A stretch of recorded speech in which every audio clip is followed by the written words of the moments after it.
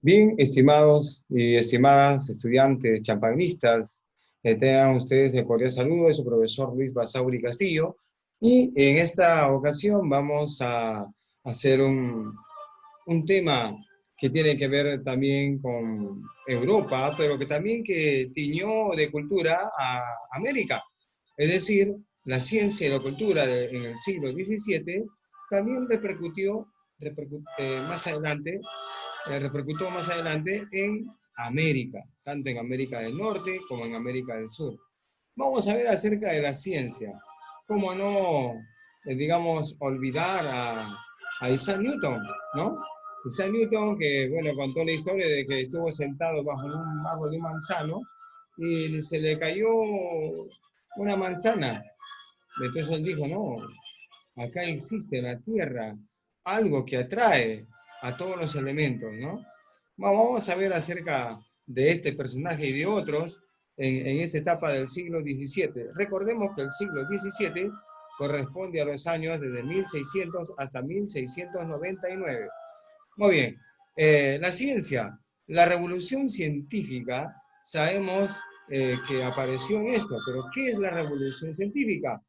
Digamos, es el surgimiento de la ciencia que aparece en la edad moderna y trae nuevas ideas, nuevos conocimientos, no solamente en matemática, sino también en física, en biología y astronomía también, que tiene que ver la astronomía. Por eso que Isaac Newton también hizo un microscopio refractor.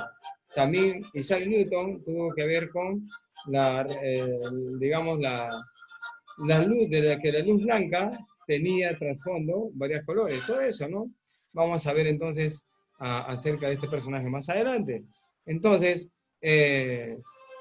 la finalización de la revolución científica se atribuye a, a la obra de Principia de Isaac Newton, ¿no? En 1687, que formuló las leyes del movimiento y la ley de la gravitación universal, y completó entonces la síntesis de una nueva cosmología, algo que va a hacer cambiar. Hoy imagínense, estos primeros telescopios que sucedieron acá y también de la mano de Isaac Newton, hoy, como muchos países, potencia, tienen observatorios astronómicos, ¿no?, de alta tecnología. Pero gracias a quién? Al estudio de estos primeros científicos, de estos primeros investigadores, digamos, de la física, de la matemática, de la astronomía. Muy bien, entonces eso es la ciencia que va a sucumbir pues en Europa. Vamos a ver la siguiente, la revolución científica. Esta revolución científica en Europa, durante la Edad Media de hecho, plantearon estudiar el funcionamiento de toda la obra creada por Dios. Muy bien, se decía que Dios ha creado todo esto, ¿no? La naturaleza, ¿qué podemos hacer con ella? Dios nos dio a nosotros una inteligencia, ¿qué podemos hacer con ella? ¿No? Muchas personas estudian en la universidad diferentes especialidades y se perfeccionan, ¿no? Entonces, ¿qué podemos hacer con lo que Dios nos ha dado? Entonces, en la edad moderna, los hombres comienzan a preguntarse el porqué de las cosas, ¿no? ¿Por qué es así? ¿Cómo? ¿Qué es el centro? ¿La Tierra es el centro o el Sol es el centro? ¿Es un producto geocéntrico o heliocéntrico? ¿Y los planetas? ¿Cómo es que los planetas giran? ¿No? ¿Cómo es que, como dicen muchos, ¿no?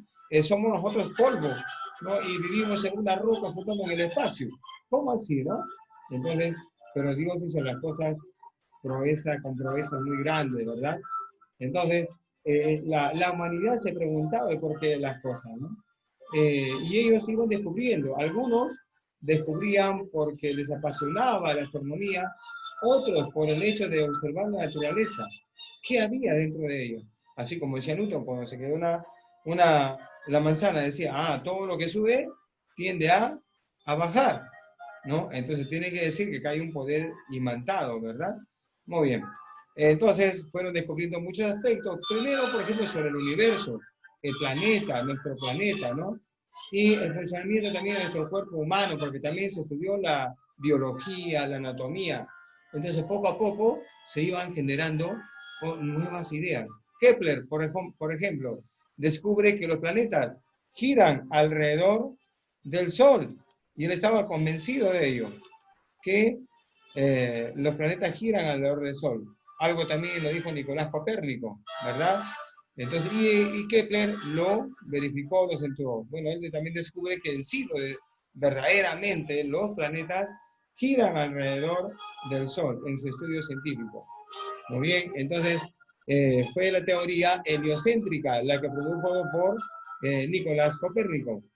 Galileo Galilei inventa el telescopio y descubre el aro de Saturno, ¿no? El aro de Saturno. Fíjense hasta dónde pudo alcanzar un telescopio. Isaac Newton descubre la fuerza de la gravedad, ¿no? Miguel Servet descubre el funcionamiento del corazón dentro de la biología y la anatomía humana. Entonces, estos personajes y otros vamos a seguir viéndolos a continuación. Por ejemplo, Nicolás Copérnico formuló la teoría heliocéntrica en términos científicos. ¿Y qué significa heliocéntrica? Centro es el centro, ¿no? Y helio, el sol. Entonces, la teoría, ¿no? De que, digamos, el sol es el centro del espacio, digamos, en el universo. Y Kepler decía que los planetas giran alrededor del sol, describiendo una elipse, tal como la vemos acá, ¿no? Entonces, ellos están formados como una elíptica. Desde Mercurio, ¿no? Venus, Tierra, Marte, Júpiter, Saturno, Urano, ¿no? También está dentro de ellos. Entonces, sabemos que el planeta más grande, por ejemplo, es Júpiter, ¿no? Y el más chiquito era Plutón, pero Plutón ya está como un planeta ya apagado, ¿no? Y han surgido, están investigando que están descubriendo otros planetas que inclusive pueden haber algo de que se pueda vivir en ese planeta. Imagínense, la ciencia hoy en día ha avanzado tanto y seguirá avanzando, pero va a tener un límite en algún tiempo, porque así está específico en la Biblia. Dice que la ciencia tendrá su límite. Pero mientras tanto, Dios le da inteligencia a estos sabios, a estos científicos, y están descubriendo muchos otros planetas, ¿no? Que están tal vez en otra galaxia o que están también cerca a nosotros, pero están descubriendo. Hay que estar atentos a esas investigaciones, ¿no? Así como también sabemos que la NASA ha enviado una sonda solar para que haga estudios acerca del Sol. Entonces, acerca de las expresiones solares y todo lo demás. Y ha sido tan bien hecho que tiene que acercarse esta sonda al Sol y no, el Sol no lo destruye. Miren cómo los científicos van pensando, la inteligencia que tienen ellos para hacer esto. Han mandado a Curiosity a Marte y este año van a mandar a otro robot, la NASA, a Marte, esperando que pase la pandemia seguramente. Entonces, mire, la ciencia va avanzando, están buscando lugares, otros planetas donde de repente vivir. Piensan enviar a un grupo de personas a Marte, pero que ya no regresen. Qué feo sería eso, ¿no? Irte y ya no regresar. Me imagino para asentar colonias en otro planeta. Pero primero están detectándose que hay oxígeno, si hay forma de vida, si que hay agua. Si no, ¿cómo van a vivir? Si no hay oxígeno, no hay agua, adiós Peralta. Como se dice, ¿no? Entonces, Nicolás Copérnico, pues también, tanto como Kepler, han sido científicos de esta época, y una de las frases de Copérnico dice, saber que sabemos lo que sabemos, y saber que no sabemos lo que no sabemos, eso es el verdadero conocimiento. Parece una trabalengua, ¿no? Dice, saber que sabemos lo que sabemos, y saber que no sabemos lo que no sabemos. El saber está en todo, en lo que sabemos y también en lo que no sabemos. Y eso es el verdadero conocimiento que te impulsa a ti a conocer más.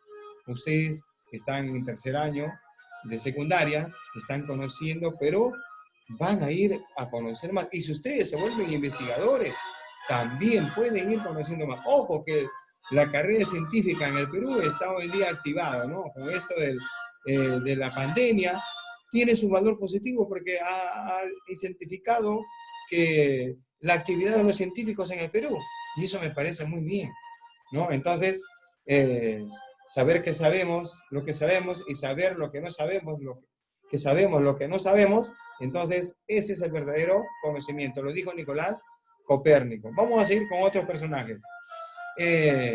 Tenemos acá también el uso de la razón. Una nueva forma de pensar estaba en la razón. Era de hecho que tenía que salir esta teoría sobre el pensamiento en base a la razón. Bueno, acá tenemos a dos personajes, ¿no? Tanto Francis Bacon como René Descartes.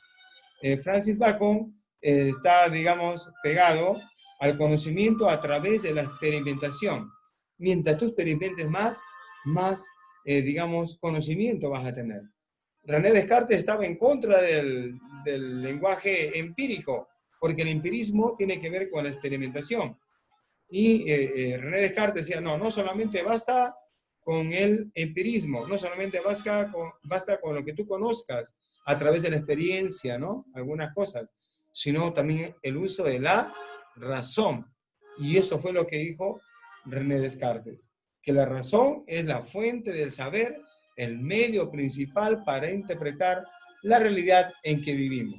Entonces, ahí tenemos a dos científicos con ideas diferentes.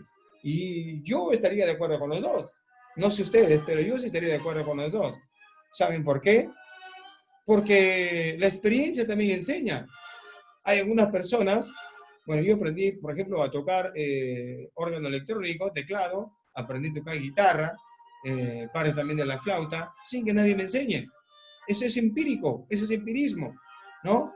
Y por la práctica, el uso de la práctica, ¿no? Entonces a mí me quise experimentar qué nota existe, qué salía de esto, lo otro. Y también, bueno, de las redes sociales, también de YouTube, también me sirvió después para aprender un poco más, ¿no? Entonces, pero yo tuve que experimentar, ¿no? Tuve que también canalizar para poder aprender algunas cosas. Yo no fui a un conservatorio, pero sin embargo me defiendo en la música, ¿no? Así también hubieron mucha gente que también de manera empírica, ¿no? A través de la experiencia del día a día, iban adquiriendo conocimiento. Y también la razón, de hecho, que la razón también es importante. ¿En qué nota tú tienes que pensar, tienes que razonar para un tema, qué tipo de música poner, ¿no? ¿Qué ritmo? ¿Qué notas? Entonces ahí estamos razonando. Yo creo que los dos se acoplan, ¿no?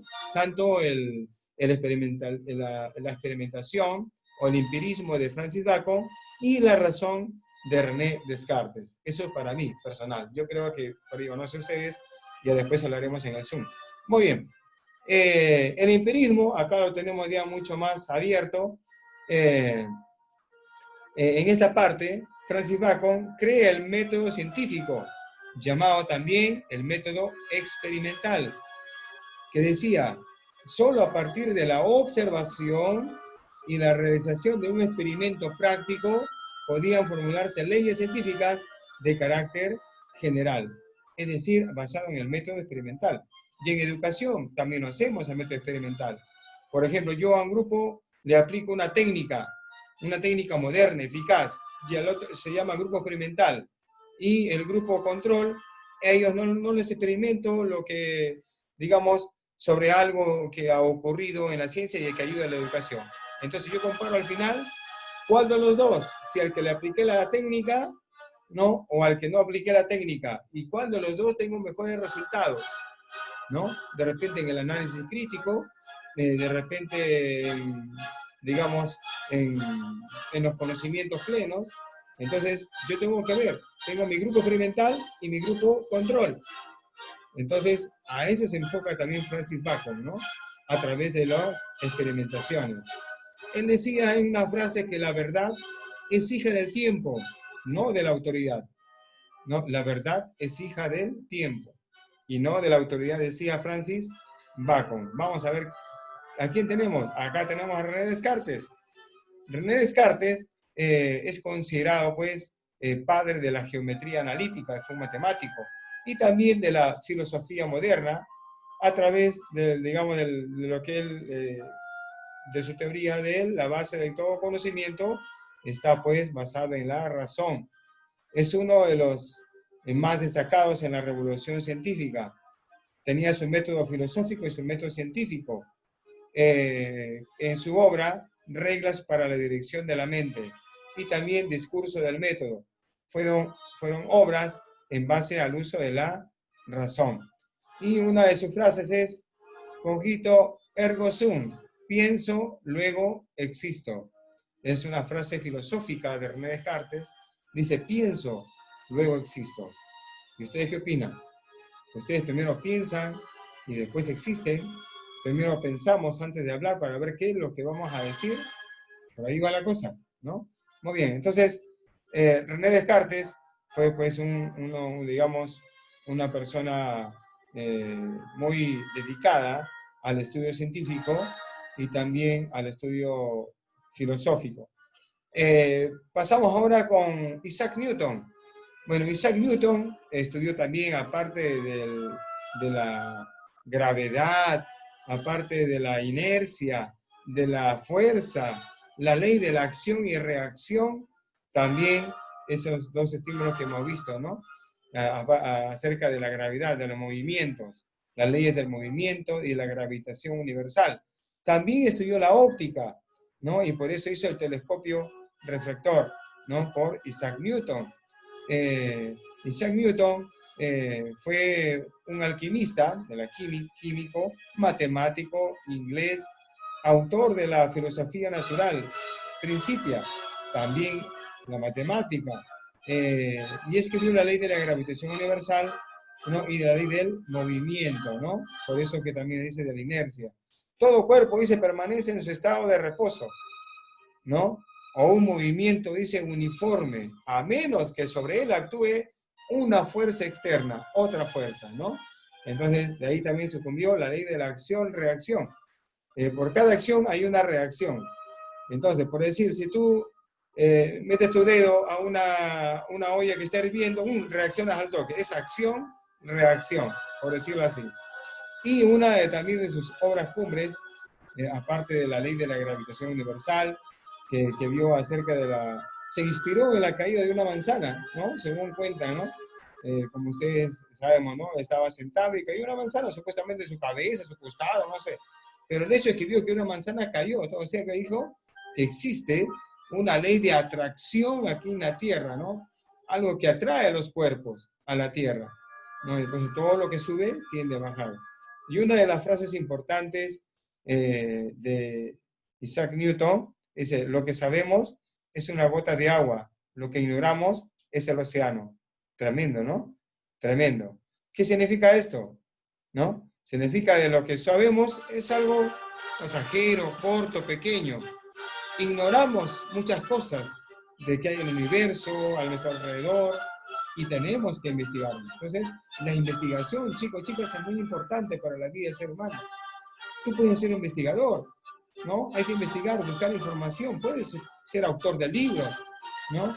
Pero tienes que investigar, porque estos muchos se quemaron las pestañas investigando. Y fíjense ahora, muchas de las leyes hasta hoy siguen, ¿no? Se han perpetuado. Muy bien, también entramos a otra parte acerca de la cultura. En este tiempo de, digamos, podemos observar el estilo barroco, sobre todo en las iglesias, el estilo barroco que fue muy interesante en esta época, y podemos ver que nos dice acá que más que todo con temas religiosos, ¿no? Entonces, en esta época, habían dos tipos de poder, el poder religioso y el poder de los reyes, el poder político. Entonces, sabemos que habían reyes absolutistas, ¿no? Y también la iglesia que apoyaba a estos reyes. Entonces, la iglesia católica estaban amenazados con perderse. Entonces, ¿qué apareció? Apareció una reforma. Les cuento la historia brevemente. En Alemania había un sacerdote llamado Martín Lutero, o Martin Luther, ¿no? Martín Lutero era como le digo, un sacerdote alemán. Cuenta la historia de que él entró a uno de los sótanos de la iglesia y encontró una Biblia encadenada, ¿no? Y él empezó a leer la Biblia y encontró ahí que tenía sentido lo que Dios quería para nosotros. No solamente las obras salvan al hombre, sino la fe. La fe era la que sembraba. Y por eso es que antes la Iglesia Católica cobraba las indulgencias. ¿Qué era una indulgencia? Una indulgencia era el pago por tus pecados. Si por decir, por cada pecado tú pagabas 50 soles, ¿no? Y tenías 10 pecados, pagabas en total 500 soles. Y te daban un documento que se llamaba, no un documento, un papel donde decía el indulto, te indultaban por tus pecados. La Iglesia Católica, el sacerdote fulano de tal, te perdonaba por todos tus pecados, pero tú ya habías pagado. Entonces se llama pago por el indulto por tus pecados. Se llamaron las indulgencias.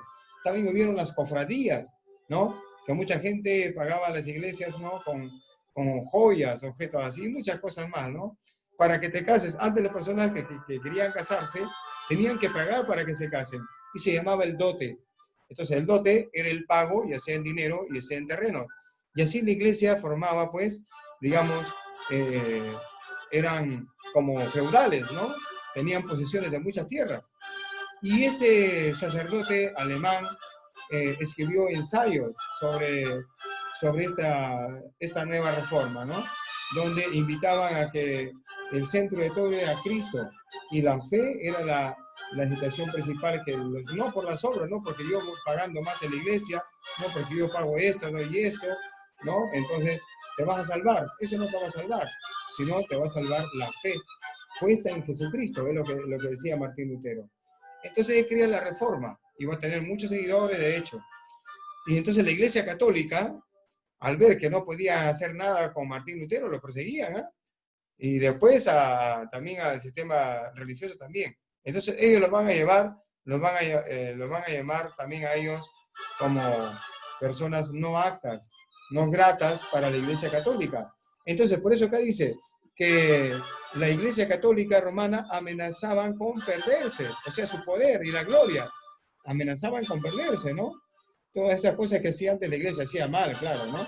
Entonces, ¿qué hicieron ellos? Hicieron la contrarreforma católica, y para eso utilizaron dentro de sus iglesias, para llamar la atención, para captar a sus feligreses, ¿no? Estas hermosuras, estas son obras de arte que hicieron dentro de las iglesias. La Sistina, por ejemplo, la iglesia Sistina, una de ellas, ¿no? Y acá también tenemos Miguel Ángel, también que vivieron en esa época, que elaboraban también excelencias en cuanto a las pinturas, ¿no? Y acá también tenemos las iglesias, también las formas, las construcciones, tanto internas como externas. Todo eso se llama el arte barroco, ¿no? De las iglesias. Por decir, a ellos nos llamaron, a los de la Reforma nos llamaron protestantes. Por eso dice, en el siglo XVI, en Alemania, hubo una fuerte división dentro de la Iglesia Católica, que dio lugar a la fundación de la religión protestante. Y hasta hoy sigue esto, ¿no? Hay muchas personas que dicen llamarse evangélicos, entonces ellos son parte de esta reforma. Estados Unidos ha sido un país protestante, donde ahí también se llevó la reforma. Calvinismo también fue otra de las reformas, digamos, protestantes, ¿no? De la reforma. Pero primero fue la de Martín Lutero. Entonces la Iglesia Católica no quería perder esas atribuciones, ese poder, y iniciaron una contrarreforma inspirados en la cultura, en el arte barroco. Entonces es por ello de que incluso Luis XIV, el rey de Francia, él desarrolló también un estilo que, aunque adornado, era un barroco, al estilo italiano, muy al gusto del rey Sol. ¿Por qué se le llamó el rey Sol? Porque su corona era de forma de un sol. Sus zapatos tenían también adornos del sol. Sus collares, todo era en base al sol. Pero en base a él, o sea, era considerado el sol, el rey Sol, ¿no? Este monarca era absolutista, es decir, manejaba todos los poderes, manejaba al pueblo, controlaba al pueblo y era autoritario al 100%, eso ya lo sabemos, ¿no? Entonces, él embelleció muchas iglesias, también embelleció su palacio, dándole, digamos, muchos objetos como tapicería, jardinería, adornos, y tanto en las paredes como en las fachadas de su palacio. Porque él no vivió, digamos, en una iglesia fuerte, en palacio, en templo, ¿no? Él le mandó a hacer uno, ¿no? Que se le llamó el Palacio de Versalles, que está en Francia.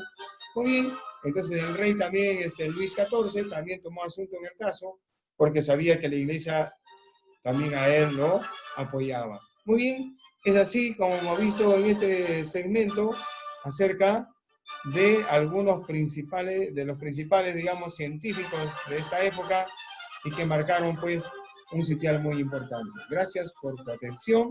Esperemos que esto te sirva para que vayamos ya, digamos, dando campo para ampliar aún más cuando nos toque hablar en la plataforma Zoom. Así que hasta la próxima. Nos veremos, pues, y que Dios te bendiga, Dios te cuide, Dios te guarde grandemente. Adiós y que tengas momentos llenos de salud para ti y tu familia. Bendiciones para todos y será conmigo hasta la próxima.